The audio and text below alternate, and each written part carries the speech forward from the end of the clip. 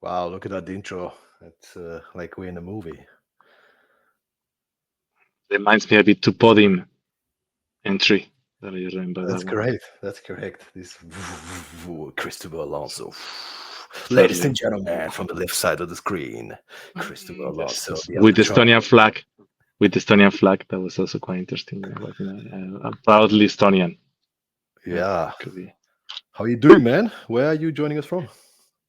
I'm joining for my peace Zen retreat. It's aka my parents actually, which is a very significant place for startup wise guys because this is where we have done 3 or 4 times the company retreats where we're so we have more than 20 people. I think we ended up once being 26, 28 people here, spending 3 days walking in the mountains, doing strategy meetings, etc. Right, so it's kind of so it has a special significance with the startup wise guys. And we're trying to do the next meeting hopefully here, and it's basically 1 hour from Madrid. We're at more than 1,000 meters high in the mountains, greens. It's a super nice place. Yeah, it looks pretty really peaceful. So You haven't been here. no, You not haven't yet, been man. here. Not yet. It's interesting because actually before that we did a couple of networking events in the 2012 or 13 or something like that. And I have 40, 45 people, founders, people, and also spending here too. So Maris from Selfie was here, Lamas Valley Lady was here. So Ernest Stiles has been here. So there's been a lot of people here, and you haven't been here. Now that you are Stoyan Alonso, as people will discover through this. I have Rodolfo just sent me also. He found another place in which you saw up as Stoyan Alonso. You see, so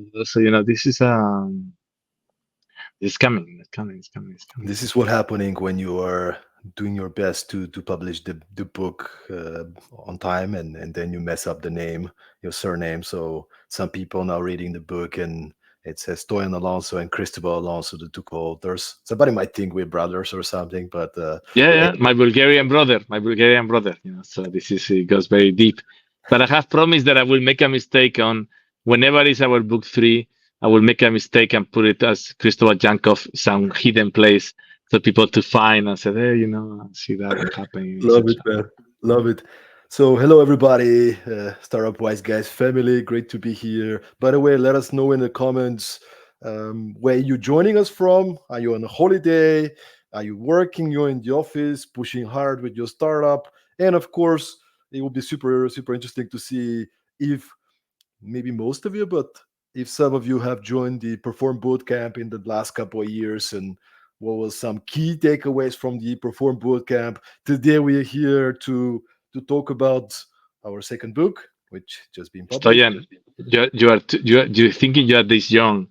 People has been attending the Perform Bootcamp for 4 years now, because we started in Lithuania in 2018 or 19, actually 6 years. So we've been 6 years running Perform workshops because we did the first ones as an MVP to the book. So in fact, it's been already 6 years that we're running Perform workshops. But it's true that you can say we have been 2 years post-COVID running it in a new and improved manner to give you also part of the credit on this one. But yes, it's been 6 years, dude, already doing this. So time flies. Time Time is flies. ticking away. Time is ticking away, and it's been about time to refresh the content. I remember having a conversation with you at some point, and you were like, "Dude, we need to come up with new content because we're gonna get bored teaching the same content over and over again. So what are we gonna do about it?" And then you gave me this. The idea came from you, and usually many times, I mean, I have a lot of ideas, but you come up with these big ideas for big projects, right? So I was quietly and peacefully doing a corporate training with a company in Tel Aviv, and I was in my hotel. I received this audio message from you. Everybody knows this minute and a half audio messages from Cristobal. I guess everybody listening can relate. And then the message, you were so passionate and talking about how a friend of yours gave you feedback. Maybe you can tell the story how the idea about the book came around. Yeah, I think at the end of the day, people, I think we received a lot of very good feedback about the book. I think the one part that surprises us, and that was the feedback that we always thought it was going to be very useful for founders, but it was also very useful for non-founders, right? So people that was working in corporations doing different projects, and that was a positive surprise. But we keep hearing people about saying, okay, you can work in the brand or you can work in the culture when there is not a crisis, but what happens when you're in the hall, right? Can I still apply some of these things, right? Which obviously we have a belief, and we I think talk about it in the book that obviously you have worked on it before is ideal, but if not, there is still a lot of opportunities. But we wanted to write about it. And I think what has happened in the last 3 or 4 years, we're in a generation that probably did not experience before crisis at this depth. And it's not just the war, I think people has been through COVID and thought, oh, that's a crisis. You have 3 bad months, and then everybody things can bounce back, and it's even better than before, right? People don't remember what's happening right now. That is 1.5, 2 years, and things don't turn around, and you're still in the trenches. And I thought it was an opportunity for us to reflect on it, in a therapeutical way, because kind of we were also going ourselves through different turbulent times. And we talked that, for us, writing, it has many purposes, but one of them is a bit of a therapeutical, it's a bit of a calming down, it's a bit of a way to reflect. So I thought, okay, a lot of people is going to be needing some good advice, practical advice coming from people similar to them, as we did in Perform before, for founders near them, from founders for the Startup Wise Guys portfolio. So let's write about it, even if it's probably going to be masochistic. So, but I think that was the inspiration, and that was the direction that we took initially now for our first meeting in Tallinn, June, me and Billy, where we kind of brainstorm about, okay, so what should we be doing about this book that will take only 9 months this time. That was 2 years ago. So as every July startup, 18. So not 2 years. July So 18. one Yeah, yeah, year, yeah. We 11 made it. months, and We made it. This is why Stoyan was so much in a hurry to launch on time. 1.5 years later, because we didn't really want to take 2 years this time, right? We wanted to do it before 2 years, right? So we yeah, we made improved it. from the previous time. So Yes, it's gonna be 2 years in 15 days. So yeah. um, we got it. We got it. Hey, it's out, guys. It's out. It's out. It's on Amazon, and it's just become a number one bestseller in Spain, in Germany, in different categories. We're number three before the stream. We were number three in Amazon.com. So hopefully we can reach that one as well. But Yeah, we let's see need how your it goes. help for that. We need your help for that. So if we wanted to make a good book. We wanted to get the same type of feedback we got the last time, but we also said to ourselves we wanted to be number one business bestseller in Amazon when we launch. So we are working hard through our network, through our promotions, and we put it on a very good price on Kindle, and as much as we go on paper to get many of you buying it these initial days and climb up the ladder to the number one position in Amazon. So, apart from we asking afterwards, we want your reviews, but right now we need you to spend 2.99. I think, oh, you can do it. On the book. Actually, we did an effort to last time Kindle was not that friendly, but I think this time that gives the credit to Stoyan, our designer. They have done an awesome work to have a very nice and clean Kindle version for us. And by the way, guys, all of you there, keep sending questions. We have Tata helping on the backstage. We have Stoyan looking at it. If you have questions or whatever you want to ask about this, Yeah. happy to talk about it. I mean, And look, apart, if not, Cristobal and I, we're gonna cover some of the kind of learnings from the process of writing the book. How did it come around? Obviously, talk about the key learnings, insights, the things that really resonated with us. But we want to make it valuable to you guys, everybody who is joining us at this late hour. So please engage. Drop a comment when you hear some of the discussions, or just post a question. It could be about crisis leadership. Maybe I can just mention, for those of you who haven't seen the book already, let me tell you once again the 5 questions that became like the structure of the book. And we'll talk about it. It wasn't the initial structure, but this is the final structure. We structured the book around 5 questions. How do you build a resilient culture, a team that's capable to address a crisis? Number two, how do you plan for and respond effectively when a crisis hits? Number three, how do you communicate internally and externally during and after a crisis? Very important, the communications. Number four, how do you manage layoffs and rebuild once things improve? Very sensitive topic. We'll talk about that as well. And number five, how do you manage your mental state and your team's emotional temperature in the toughest times? I think another topic that is not being covered that much, right? When we talk about startups, there's always more the technical side of things. Even when we don't talk about the crisis, right? We talk about how do you fundraise, how do you do sales, marketing, but not so often about the inner journey.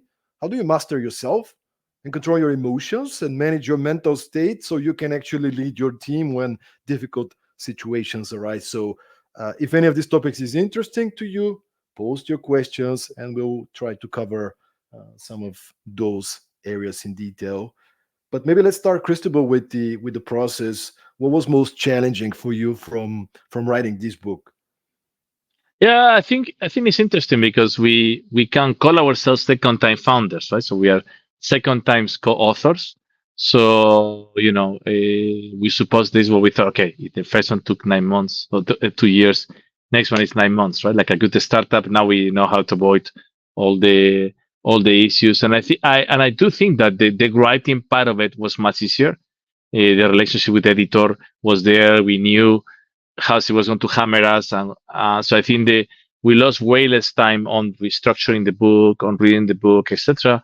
But I think there was two areas that let's say slap us in the face.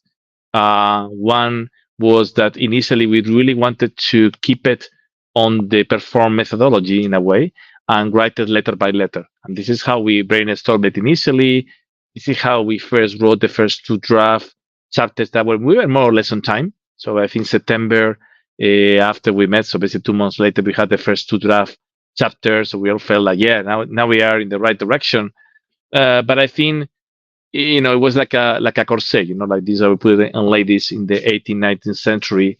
It was blocking our creativity. It was blocking us, and I think we have a first crisis moment that it was almost like, "Hey, maybe we should just not write a book, just make it an extension of the previous book, and that's it." And I said, no fucking way. We commit to something to ourselves. We need to do it. But I think it was liberating us from, hey, let's just not write based on the letters. Let's talk about these 5 questions, these topics, and let it flow. And I think once we went through that one, I think we managed. I think the second one was was this a masochistic event or a therapy, right? So we were going through difficult times or turbulent times in several different manners through the last 2 years, uh, and we were writing about it at the same time in a way, right? So you could see it as a therapy, but it goes as well. Hey, let's dig deeper on the pain, right? Hmm. And we're talking this morning about the Dangerous Liaisons movie, in which Glenn Close says you need to somebody's putting the fork on your leg and make you bleed, but you're smiling across the table, keep the conversation. So I think we were getting the fork on us, and we managed to smile and get out and continue. But I think it was difficult sometimes to focus. It was also because of difficult times. Sometimes priorities change, and we need to take a time. And you mentioned several times that the way we write is different. But at the end of the day, one thing is you need focus. We might focus differently, but you need focus. And we went through very intense periods in which the last thing you wanted to do, the last thing you managed to do was to sit down. And I can tell you something, for example, that was for me different. We didn't talk about it before. Was the previous time I was living in Riga, I was mentioning that my flights to Copenhagen were 1.5 hours, but somehow I could write very well on Sundays in the bedroom with the table. I managed to put very good Sundays, 6, 7 hours. Somehow this time I moved to when in Malaga, which in a way actually I have an amazing setup in the terrace, etc. But somehow Sundays didn't feel like writing time on a terrace doing it. So I didn't have my sanctuary, right, for that. And I don't think I wrote a single letter of the book in my terrace, which is where I work all the time in Malaga. At the same time, I was taking these very long flights, Malaga, Copenhagen, that are now 4 hours, in which actually I could write much better than the previous one because it was very short. And I did manage to use some of those flights to put the headphones, get the laptop, very focused, even if there was no connectivity, to really draft things around, right? So I would say two difficulties was, we were under the corset of the framework until we liberated and we had a crisis and we pivoted. That was there. We were difficult, turbulent times for us. So it was sometimes difficult to find our mojo. And personally, I was in a new environment in which I needed to find my inner inspiration of where to do it and how to do it through the process. No, absolutely. To me, I can relate to a lot of those things. Obviously, the lack of inspiration and creativity, which came out of us restricting ourselves to this. For those of you who come across Perform for the first time, Perform is an acronym, and the letters are as follows: P stands for purpose and values. E, effective planning, roles and responsibilities, focus and execution, optimal energy, robust communication, mental toughness. And after I wrote my chapter on planning, which I think it was going okay. Like as you said, the first chapters where we kind of got them. Then there were this 3 to 6 months in which I personally haven't produced almost anything because I was trying to fit it into the structure and it didn't feel right. But then when we have this conversation, it was a liberation. Now the challenge was that when we came up with this new strategy, new plan, I think it was September, and I hit the road. And as a speaker, as a consultant, those of you who are in this industry, this. These are the months. September to December, everybody's doing events. Everybody wants to book you, so it's very seasonal, right? So I think I was 72 days out of 90 the last not Q4, but until from September 15 to December 15, I was on the road. And it's not just you're just flying and you're on a holiday. You have to prepare new content, you have to lead stuff, and you're tired from the flights. I mean, there were these crazy flights, a few trips actually with wise guys to Azerbaijan last year, which was, a couple of them were like 24 hours, right? Because you have three flights from some Bilbao to Azerbaijan. Very, very easy to to reach, right? So it's like, when do you do it, right? So that's been definitely a challenge. um the creativity, the challenges, the personal things that we've been going through, which in some ways it's been also kind of the blessing, kind of. I mean, there have been times that I will literally look at the draft of the book and kind of remind myself how to act. It's not that you never knew, but it's more like I need to step up. This situation. You got to step up. You got to show up because what else can you do, right? Like it's a reminder.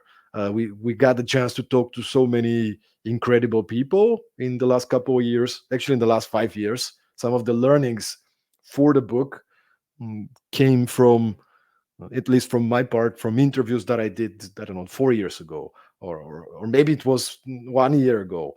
And this is also an interesting how we kind of curated and selected the different examples and insights. Some of them, I'm going to speak about myself, but we can also share here. Some of them came from our personal experiences. My background is movie production. Prior to being a trainer and a coach, I used to be in movies, and I can share thousands of stories of how to deal with emergencies and challenges, and things are not working well, and the camera breaks, and then the camera guy doesn't show up, and you have the whole crew, and the budget is all these kind of things. Some of come from there, but I think the challenge for me a little bit was, as opposed to the other book, I didn't have the theoretical framework. I didn't. I haven't read books about crisis management before. I haven't really seen, what are the frameworks, what are the strategies, like do you use any tools? So for me, the process of writing this book was really learning what are the more theoretical frameworks, or the not theoretical but more like the practical strategies and frameworks, Because prior to that, I've been managing teams, I've been dealing with emergencies, but it's been more intuitive, right? You just listen to your gut and you learn from experience. And this book gave us an opportunity to, at least for me, to actually learn some frameworks, some examples. And the second part was the reconfirmation. It's like, okay, 10 people that I interview, including the president, the former president of Starbucks, the founder of Vivino, largest wine up in the world, the founder of Reebok, like, very successful companies. They all have the similar kind of mindset towards this specific thing. That so okay, maybe they approach it a little bit differently, but this is how you should act, right? All the leaders are sharing similar kind of things, and it was kind of a reconfirmation for, okay, this thing works.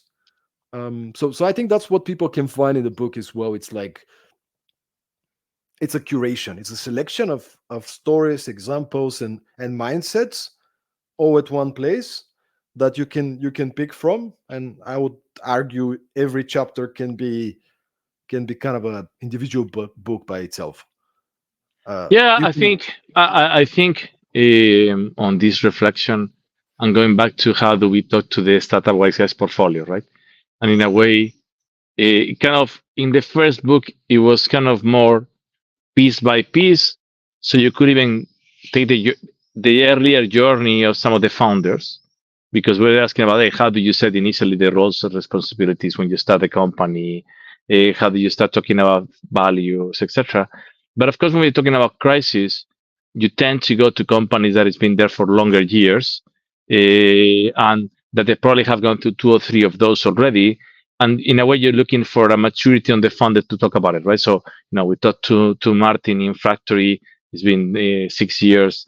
Liudas on Dato 7 8 years. I talked to Eden and Paula in Use Flow. That in the Use Flow it's been 2 years, but they've been in the industry for 10 years. Tom's from Jeff Up also running for 5 6 years. So in a way, you were looking for a different founder profile within the portfolio that has been there for longer, right? And it's been through the rough times already. It's been able to reflect. Mihail's from Cedos also, we featured him there. Also, he's been invested in 2017 on it.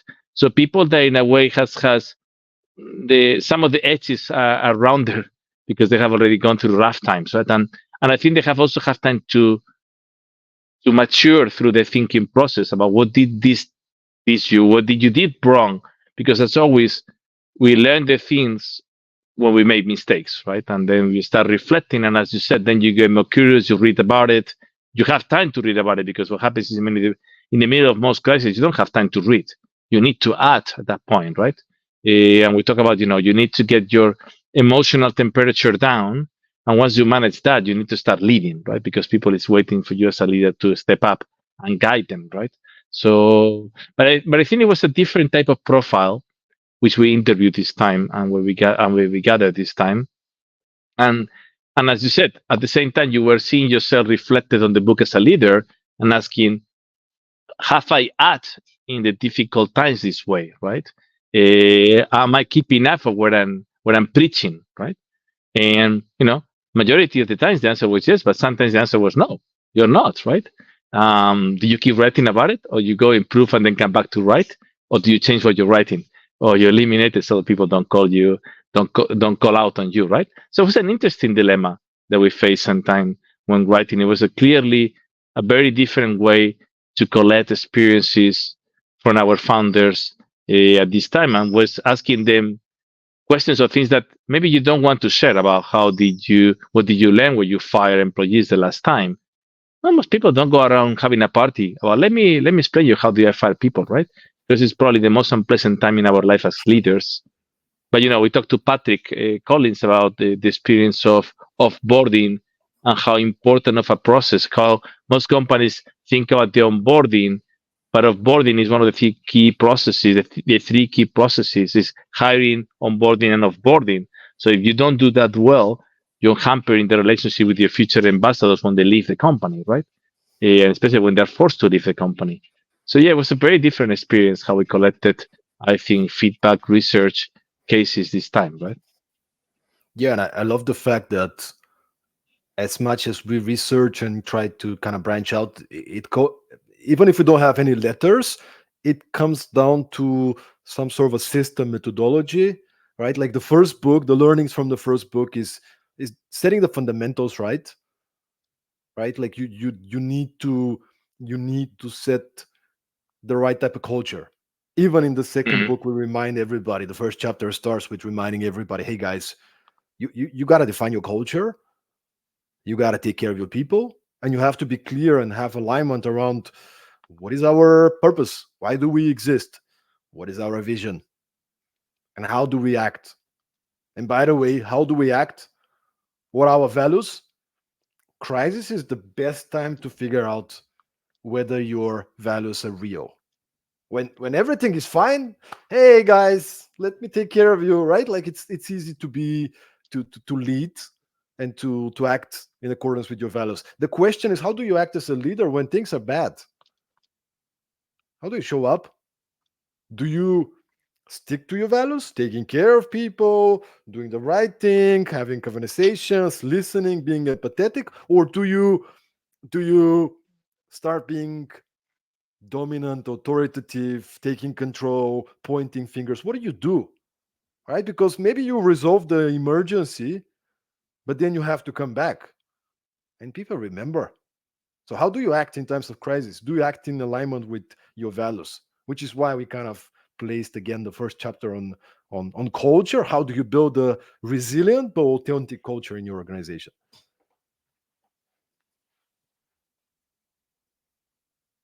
Do you have any good comments, questions coming from the audience? Let's see You what's have the access here. to the live feed there. Yeah, we have Nathan is saying hi from Portland. Somebody is saying who's that? Oh, that's you. I think you also commented. Me? No, We I have didn't comment anything. Kete is saying hi from Riga. Maybe that's an odd comment, yours. Yeah, looking Okay. forward to see you. That's an odd comment.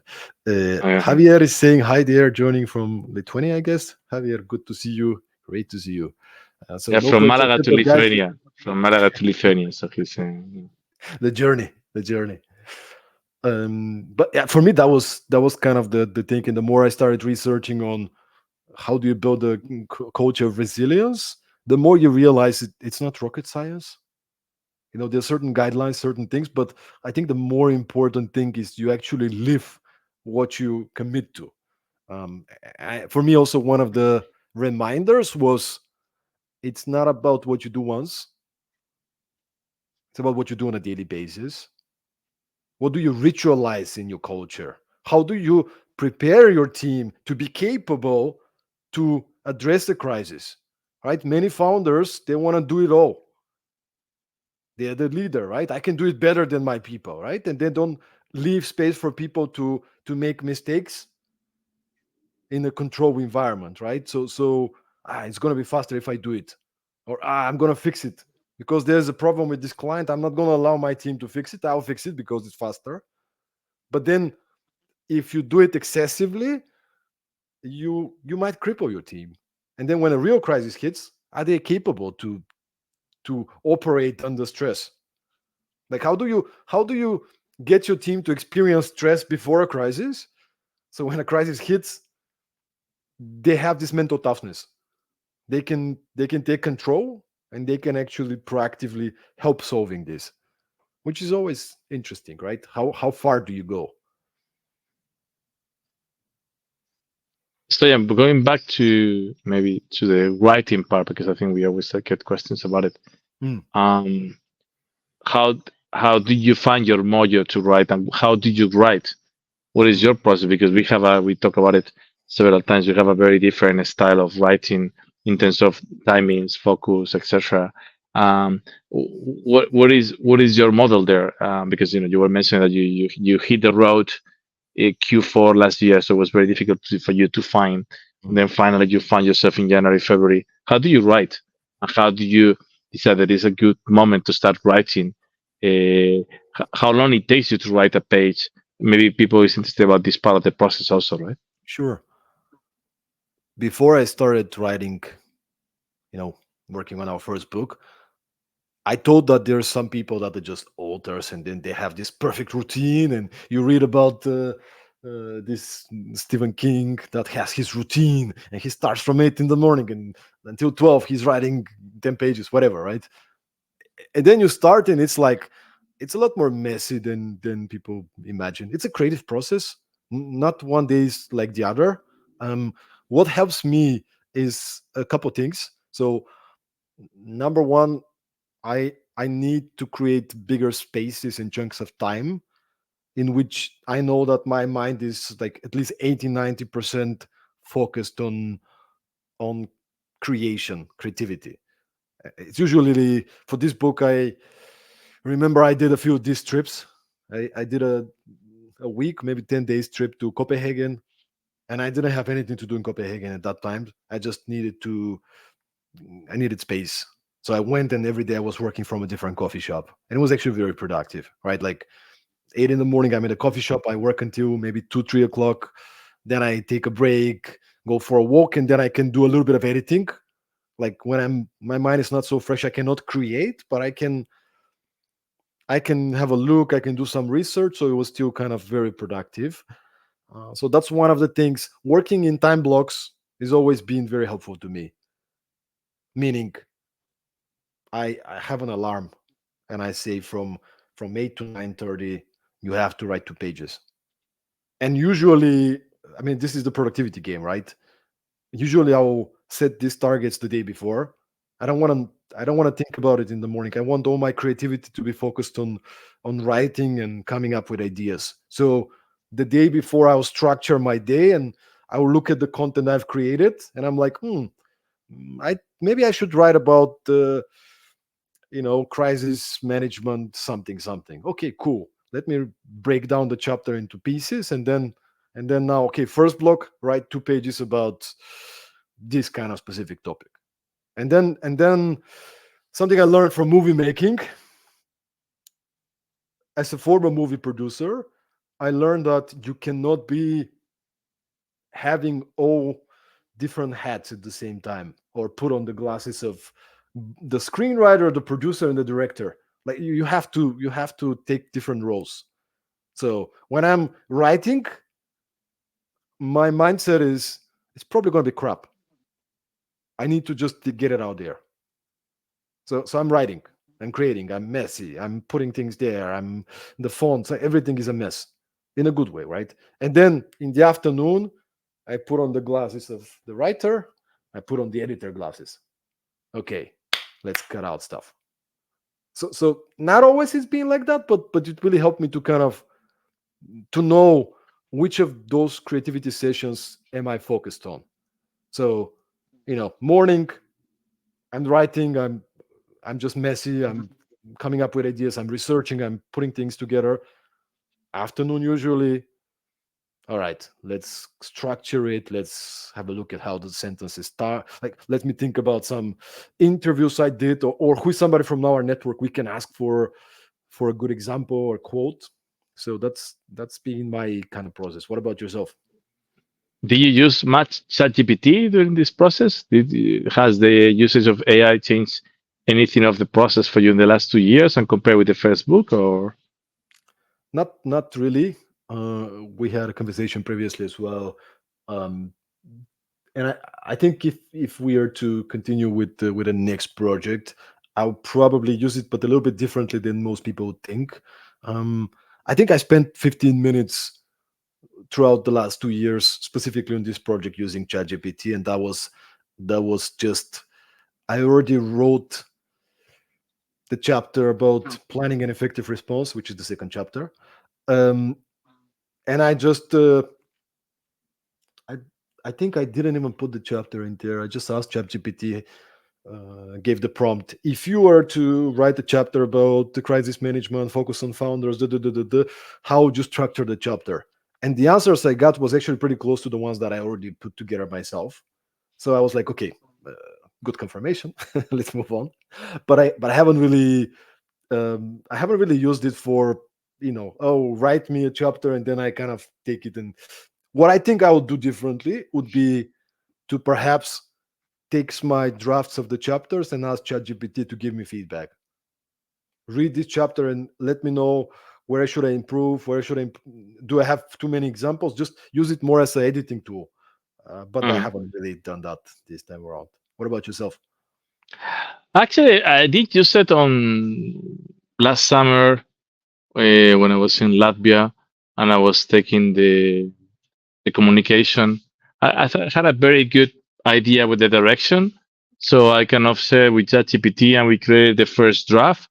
I think that filling the page with content that then was personalizing little by little, I think was very useful. I think probably saved 1 or 2 days in the process. I think in that sense, again, to me it was rather clear what I wanted to write about, but it did help to start putting there first ideas, directions.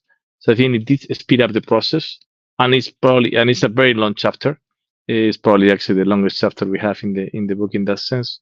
I think that one, but as we said before, I am much more of a let me get a first draft of the chapter quickly out there, right, and then improve it. So in that sense, I can just probably come up, in 4, 6, 8 hours, sometimes even.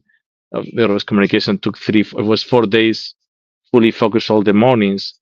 But I think once I have a first solid draft, then I feel I can start working on improving it versus improving page by page, etc. Right? But I think we have a different style there, and I think and then also kind of waiting more for the editor, knowing that Jessica, which edited for us the first book and also the second one, it will come up with a lot of things, and it's good to sometimes get her quality direction, right? I think also the advantage here is she knew how he writes. I think we spend less time this time trying to homogenize your style and mine because I think we have very clear how we wanted to write the book, the tone of voice. So all of that was kind of given because we did it before, right? So in that sense, I think that part of the work was much easier, right? But I think I'm much more of a, let's get a first draft out there, pumba, right? And then we can start collecting examples, etc. But probably I need less research for the first draft than you, because I can put a lot of what is happening in the practical world. At the same time, for example, you are much better on trying to come up with methodologies or with frameworks that we can use. And I think in a way, I think we have way less frameworks in this book than in the previous one. At the same time, I think in a crisis, you apply well less the framework. You want to make sure you are covering all the angles. At the end of the day, they need to add is a bit probably more required how you do it. And we talk a lot in the book about maintaining the calm and maintaining but also the need for vulnerability in leaders of transparency. So I think it's how maintaining that balance. And you mentioned before about the temperature, right? So make sure that we are reducing the emotional temperature in our teams. Well, first in ourselves, but then afterwards in our teams, and make sure that we get people focused on doing something that feel practical while we're finding our direction to lead, right? Because the last thing you want is people idle, not knowing what to do, and start working in the wrong direction, right? And I think this is something that we talk in the book a lot about it. But I think I like the idea about we need to continuously work on reducing the emotional temperature on ourselves and our teams to be able to then we say, but you need to have your head cool down your head, right? In order to make the right decisions. And when times are tough, emotions are high, pressure is there. How do you still lead and make the right decisions, right? Exactly. And when talking about frameworks and those type of things, as you said, in a crisis, you're under stress. As much as you try to calm yourself, you're not going to be at 100%. But that's why I think those type of simplifications work because, like, for example, I'm going to actually show it to the screen. This is the PDF of the book. Is this framework, right? It's not even a framework. We were just discussing. I think everybody can see, right? We were just discussing what are the kind of areas that you got to keep on top of mind when a crisis happens, right? So I mean, these four things, you should wake up with them. You should think about it every day, every hour. How is my team going to be affected? How are my clients going to be affected? How is the cash flow going to be affected? How is the brand potentially going to be affected? Right? These are the four things. You can put it like on a post-it note on your, on your computer or whatever you like. Just something to get reminded about, because when the crisis hits, there's so much stress. You're trying to solve and take care of the biggest fires and everything that's burning, and we tend to forget important things like that, right? So it needs to be on top of mind of every leader prior to a crisis, trying to prevent these areas being affected, but also during a crisis to be able to minimize the damage hitting those areas. So yeah, I think we have two questions. Yes. Let's Tatiana go is with that Tatiana is writing us in 6 different channels. Guys, there's questions. So thanks, Tati. sorry. But that way, Let's go with Justina. Let's go with Justina because I think it's connected to the writing. We'll go there afterwards. Justina, great to see you. So, what was the hardest chapter to write and why? And she put a blushing face, of course. yeah. I thought she even put the fastest, which actually the fastest was the hardest, right?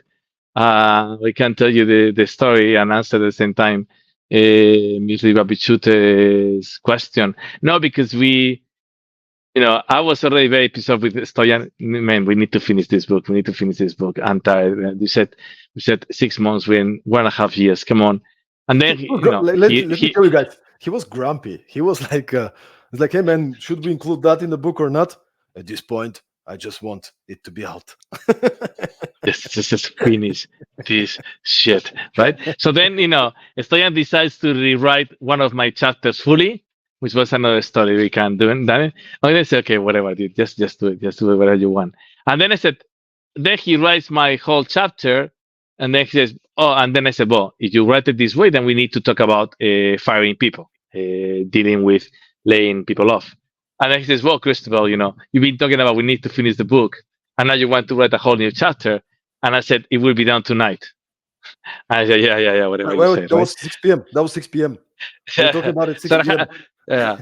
So I had a flight. Basically right after, and I think I wrote the entire chapter in the plane. And and the chapter starts with something that my father told me 20 years ago. He's been a CEO and has his own company also. And he told me, and I put obviously the quote was in Spanish, but we put it in English in the book. It says, there is something that experience never helps, which is the firing people, right? So you can go through it, but it never gets easier. And it's the hardest part and probably the only thing in the job that you always will hate, right? So to me, something very, I have always remembered this in my father's words, and also when I have to do my first real looking at somebody in the eyes and tell him, hey, dude, sorry, but you will not be part of this organization any longer. That happened to me in 2004 in Prague. So you remember exactly the moment, the table, looking at the guy. That you remember perfectly the name of the guy. I don't need to make it public. But we're still good friends. We did offboarding well, and he has had an awesome career afterwards. But I think writing about it is very hard. I think even because it reminds you every time you have done it, did you do it right?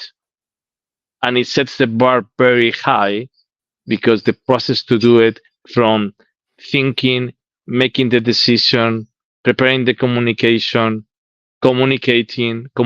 to the rest of the organization, offboarding the people and helping those people move along and don't make it a crisis on themselves, and then how to get back and tell your own people, we will take care of you, and writing all of that and condense all of that. I think that was hard because, and at the end you said, and setting the bar high, because I'm sure in the next 10 to 15 years, I'm not going to have to do this several times. And everybody will say, did you do it as you wrote it? Or somebody will say, you're not doing as you wrote in your own book, right? And I think, so something inside you is telling you, man, better you're setting the bar, because doing it right is not easy. And it pays off over time. But writing about it was hard. And I think at the same time, after the first draft, which by the way, I think it was very decent, but it was greatly improved afterwards.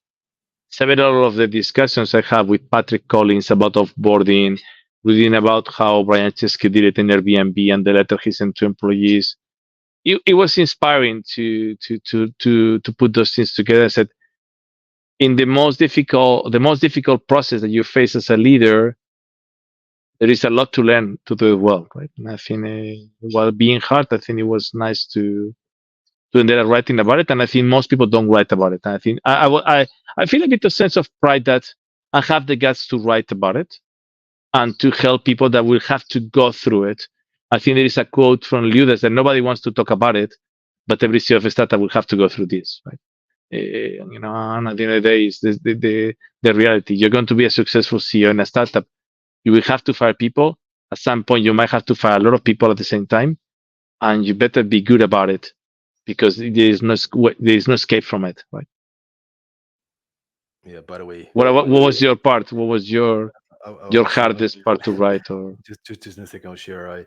By the way, I'm just reflecting. We need to we need to learn the book, because people are like, "Oh, you wrote that. You should know it by heart." And it's like we spent yeah, 2 years writing. I don't remember what I ate at breakfast yesterday. So there's a lot of those kind of statistics or exact quote, which I think we should relearn because maybe you wrote the chapter like 17 months ago, and of course you were I I rereading it, but I reread the book this weekend in the Kindle because I want to see. So I actually went through the entire book this weekend. So it was not a bad book, Stoyan. Not a bad book. It no, looks but good.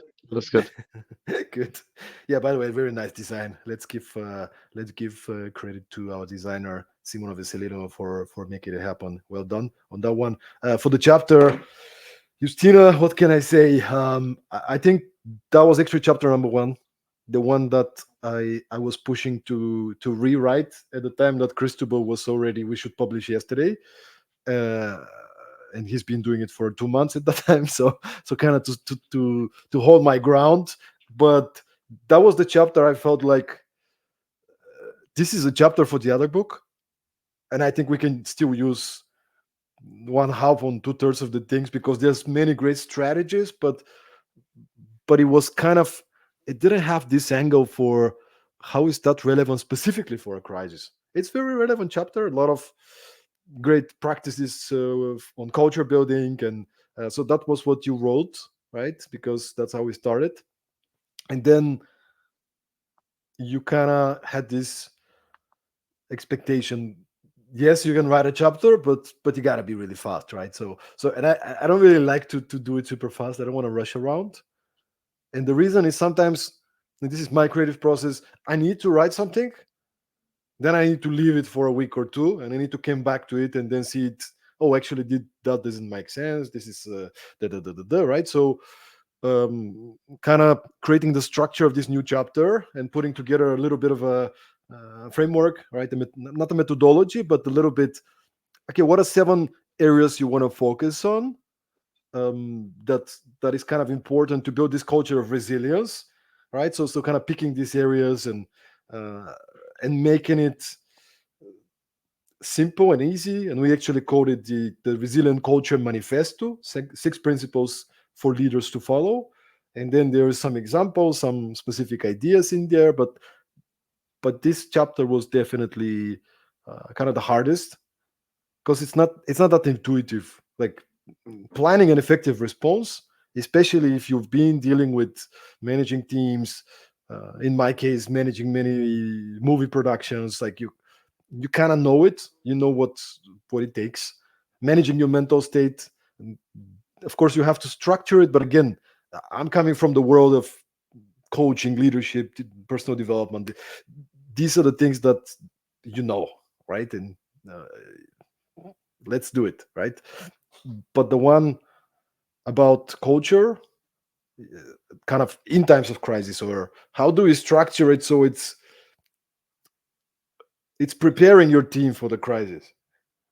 So that was a creative struggle for sure.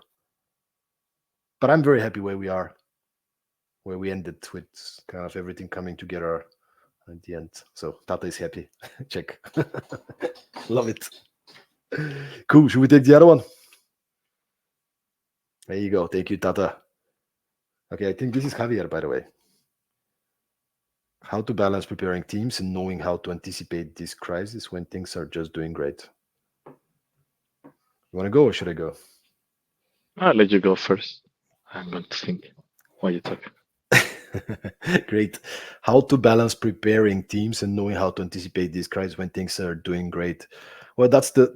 I think we had a really good quote. I'm gonna find it because I haven't read the book last weekend while I'm explaining it.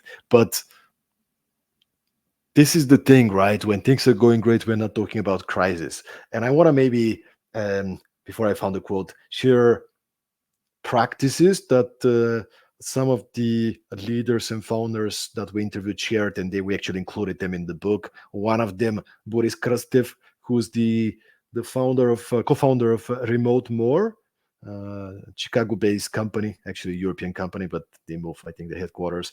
And so even if the company is not at a crisis, his background is from risk management, so he's coming to the industry from risk management background.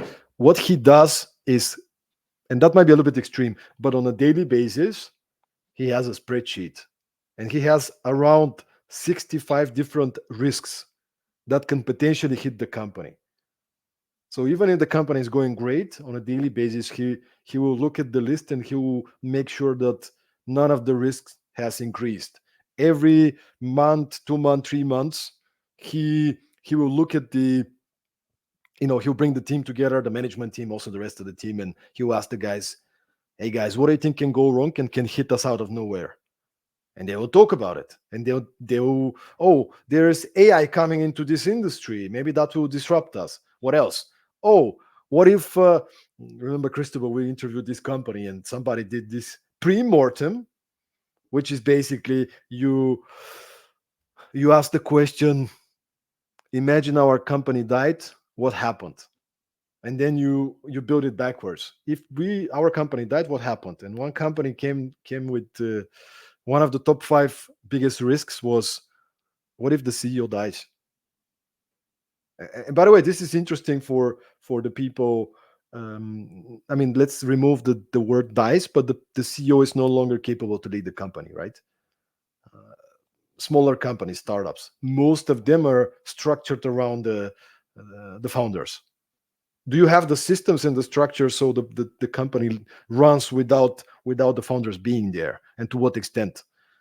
So sticking to, you know investigating the risks, looking at trends, looking at potential risk coming into you, it should be something that you do more often. Of course, you can be obsessive and paranoid about it. Another example we featured in the book was the founder of Vivino, largest wine app in the world.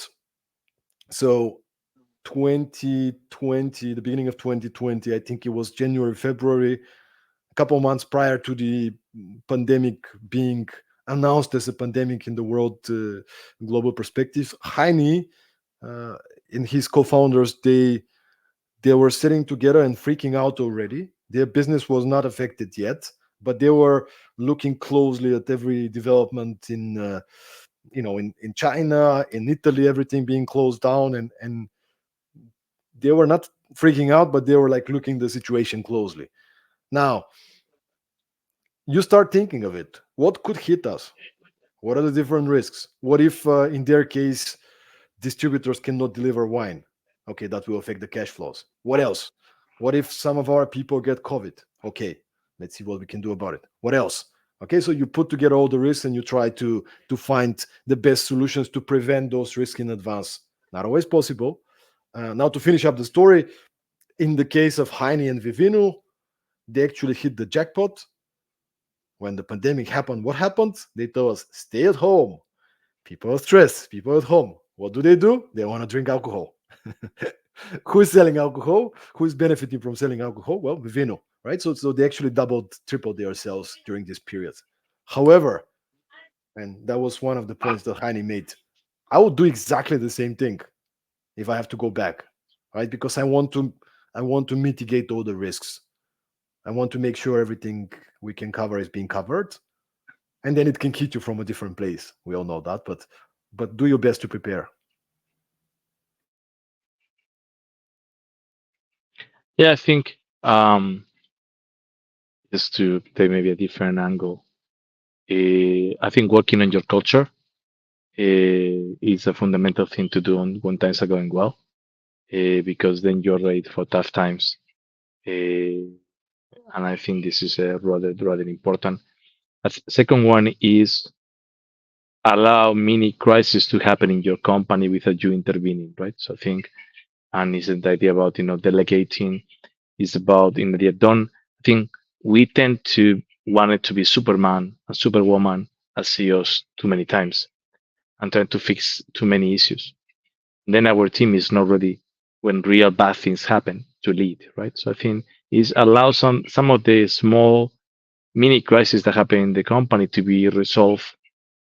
So evaluating this can be really a big issue, and if not, allow things to happen. Allow your team to discuss, to argue, to learn how to solve these issues, because then you have more people prepared when big things are happening to you.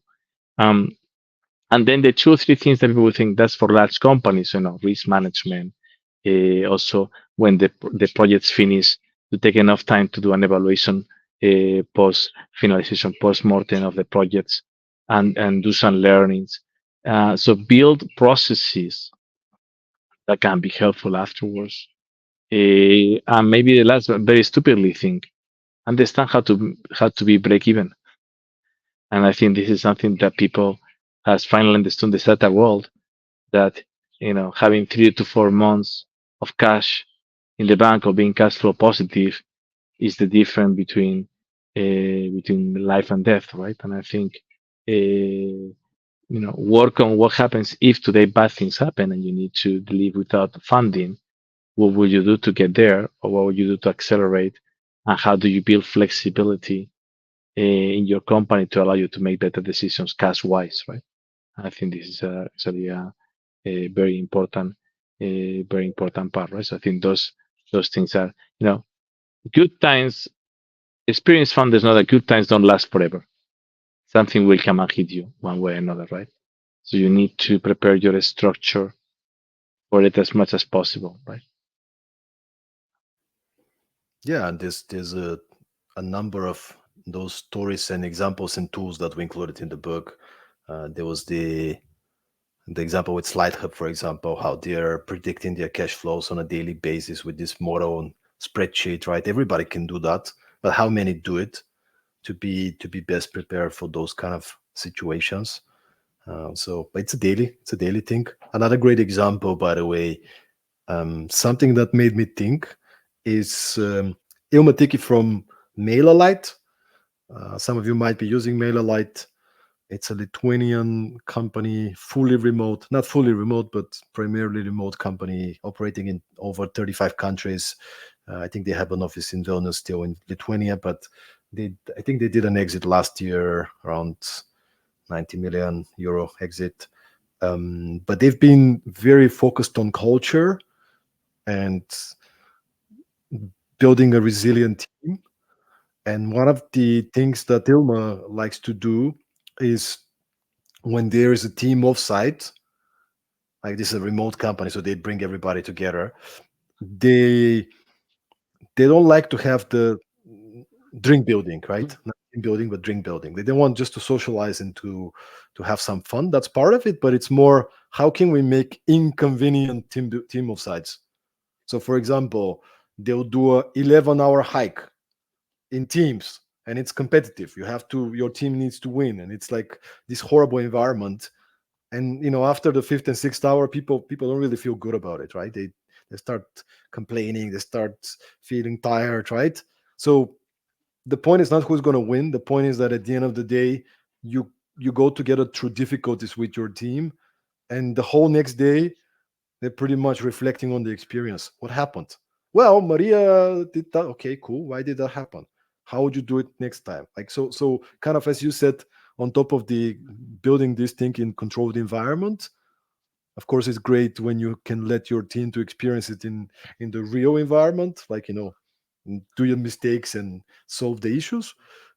But you can also design it a little bit. What can we do? What kind of activities can we do to put our people into these inconveniences so they have to show up as leaders?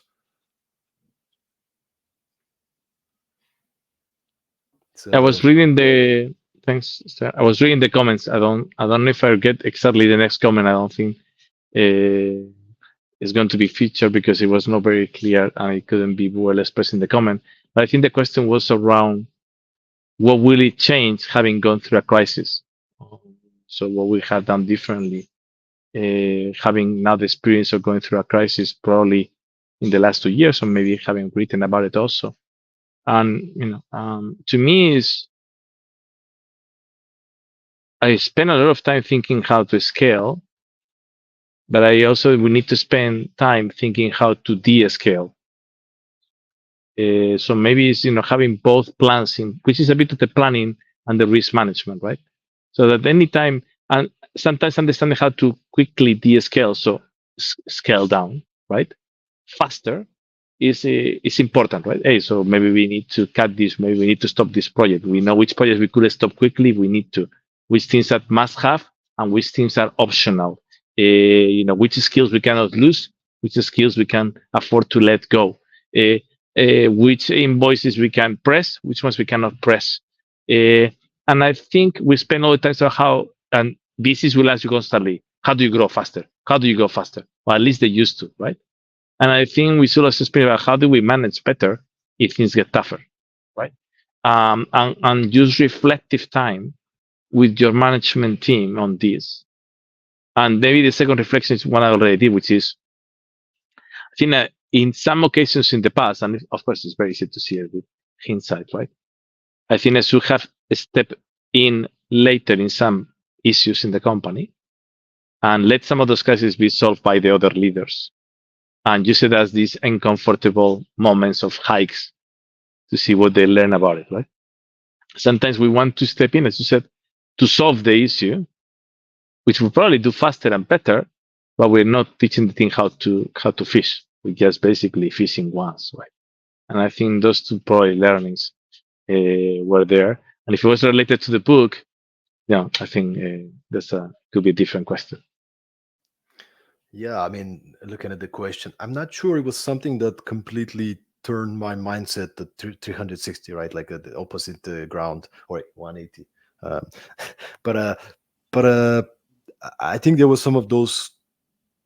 The one that you mentioned is something that I relate to because I want to help everybody, right? And when there is a situation and a crisis, my natural thing is to go and to fix it, to but sometimes again it's good to let the people to, especially if it's not okay, you have your biggest client, this is everything is on the line, right? Like then you might want to support the people, like there's a balance, but in many situations not so bad, so better let them do it, learn from the experience, reflect afterwards. So that was one. um Definitely the reminder from Rita McGrath from Columbia Business School that you mentioned a couple of times, that in a crisis you want to dampen down the temperature, the emotional temperature of the team.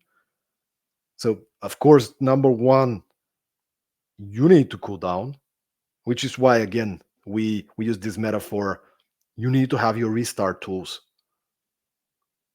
When some of you had these Windows computers, probably still the same on Windows, right? I'm using a Mac, so I don't know, but like your computer is like down, right? It's blocked. It doesn't work, and you try everything, and at the end, what do? Restart. Restart, and it's gonna be okay. And usually it is. But the question is, what are your restart tools as a leader? Like start to burn. Somebody calls you. People shouting at you. Things are burning. You have a choice here. Are you going to react and be emotional and do something not in the best mental state? Are you going to take control and say, I need to cool down, I need to be confident, I need to slow down a little bit, metaphorically, and now I can look at the situation because the whole team is looking at me. And if I'm freaking out and rushing around because I want to fix it, what message am I sending to everybody else?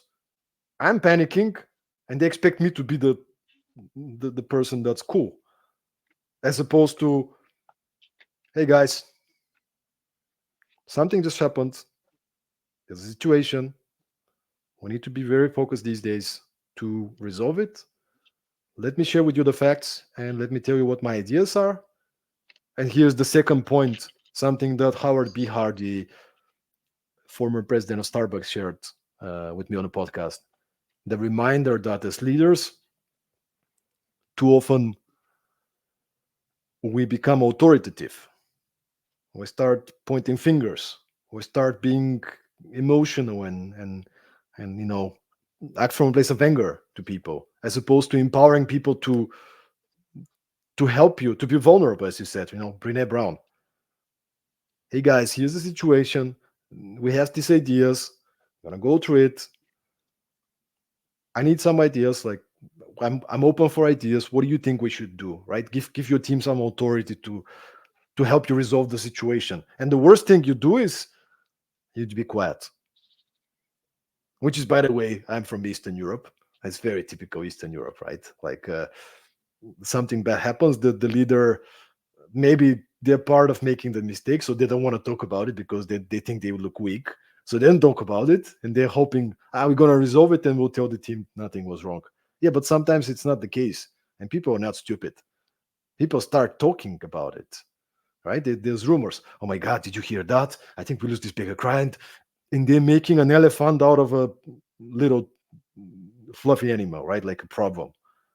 So I think this kind of reminders of leading with authenticity, with giving frequent updates, telling the truth, not trying to not. I'm gonna not talk about the problem. I'm just gonna fix it and tell them when it's fixed. I'm not saying you should be come panicking, freaking out, and but No, no, but we talk a lot in the book, in the communication part about in a crisis, always over communicate.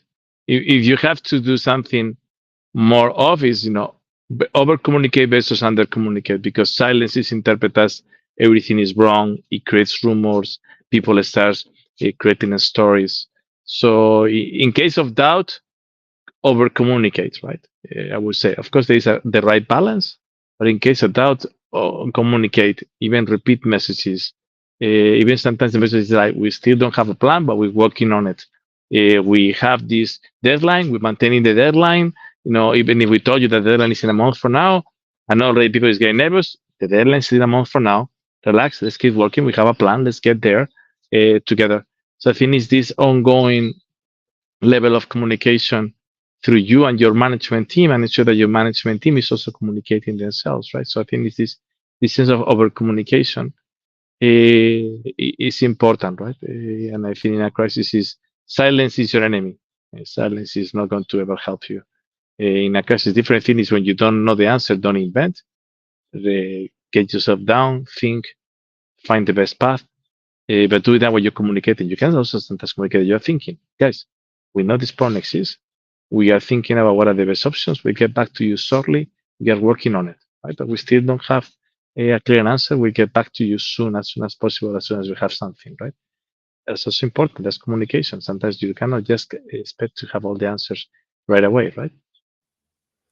by the way, Zane, who asked the question, she contributed with some really good stuff in the communication chapter. Actually, last minute contributions, but I felt it was a really really good addition Yeah, because we asked Patrick Moore, which is also himself, which he's been on the getaway. He's the owner of Leap, speaker himself, and wrote a very good book. So again the process that we use. We get our own. We get the book, the chapters edited, but then we give it to people to give us feedback of how it resonates with them.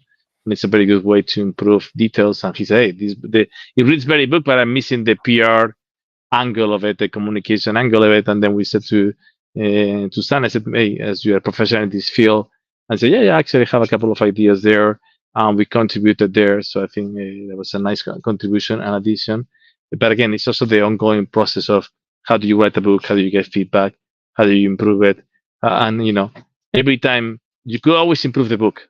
I'm sure if we take another year, we improve it, but at some point you need to put it out there, and this is why many books have second edition, third edition, is because things change or things get added on good feedback. So love to get reviews from you guys when you read it.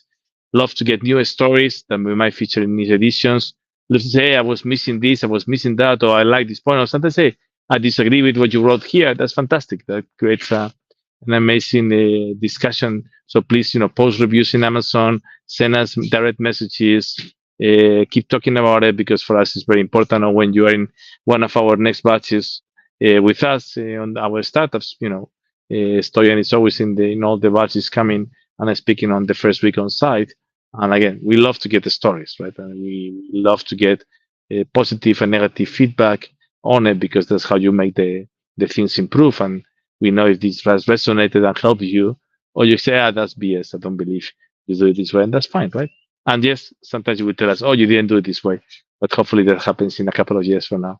Next time we hit one of these ones, right? Exactly, and since the time is kind of coming to an end, of course, if anybody has more questions, and or you take a shower tomorrow, and this great idea that you forgot to ask comes to you, just post it in the comments or send us a DM. We'll be happy to elaborate on that as well.